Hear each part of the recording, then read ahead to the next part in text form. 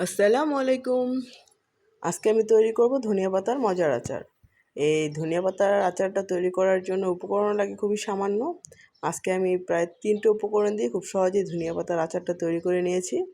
আর এই আচারটা তৈরি করার কোনো ঝামেলাও নেই, খুব সহজেই তৈরি করে নেওয়া যায়। আর চুলা ধরানোর কোনো প্রয়োজনই নেই আচারটা তৈরি করার জন্য। আর এই আচারটা একবার বানিয়ে আমরা প্রায় ১ বছর পর্যন্ত সংরক্ষণ করে খেতে পারবো। এজন্য ধনিয়া পাতাটাকে আমি সুন্দর করে এখানে কুচি করে কেটে নিয়েছি। এটা অপশনাল, আপনারা চাইলে চুলায় জালটা নাও দিতে পারেন। এতে করে শুকাইতে আরও একদিন সময় বেশি লাগবে। এভাবে করে ভাপিয়ে নিলে পানিটা একটু টেনে যায়, তাহলে শুকানোর ঝামেলাটা কম থাকে।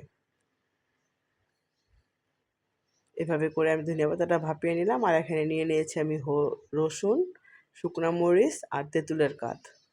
আমি এখানে আজকে আধা কেজি পরিমাণ ধনিয়া পাতার আচার তৈরি করব। আর এই জন্য আমি এখানে প্রায় ১ কাপ পরিমাণ নিয়ে নিয়েছি হলো তেঁতুলের কাঠ আর ৩টা বড় রসুন। আর হলো সে ঝালটা যার যার পছন্দ অনুযায়ী, স্বাদ অনুযায়ী। এখানে আমি প্রায় ১ কাপ পরিমাণেই শুকনো মরিচ নিয়ে নিয়েছি, গোটা শুকনো মরিচ। এখন আমি সব কিছু একসাথে খুব ভালো করে ব্লেন্ড করে নিয়েছি। ধনিয়া পাতা, রসুন, মরিচ আর তেঁতুলের কাতরা দিয়ে খুব ভালো করে ব্লেন্ডারে ব্লেন্ড করে নিয়েছি। আর দিয়ে দিয়েছি এখানে স্বাদ মতো লবণ। এখানে আর কোনো কিছু দেওয়ার প্রয়োজন নেই, তাহলে ধনিয়া পাতার ঘ্রাণটা কমে যাবে। এখন এটাকে আমি এভাবে করে রোদে শুকাবো ৩ থেকে ৪ দিন। এখানে আমার ৩ দিনের মতো সময় লেগেছে। আর পাতলা করে মেলে দিলে একদিনে এটা শুকিয়ে যায়।